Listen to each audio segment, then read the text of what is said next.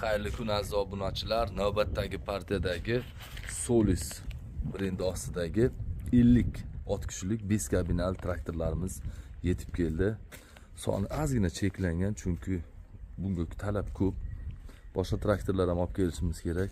O'shaning uchun bunga endi Hindistondan keladi. Bitta konteynerga maksimal darajada orttirishga harakat qilamiz. Har doimgidek eslatib o'taman, Yanmar motor bilan jihozlangan 3 silindrli dizelli dvigatel. Toplinli apparatura hisoblanadi bu.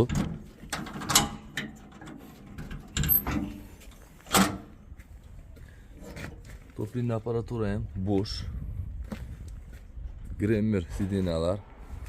Oldi periodik qismi italyanskiy, orqasida toshlar bilan BKT palonlab jihozlangan. Orqasi 3 tonnagacha bo'lgan agregatlarni bemalol ko'tarish imkoniyatiga ega bo'ladi. Buni xohlasanglar bo'lib to'lashga ham oson bo'ladi do'stlar.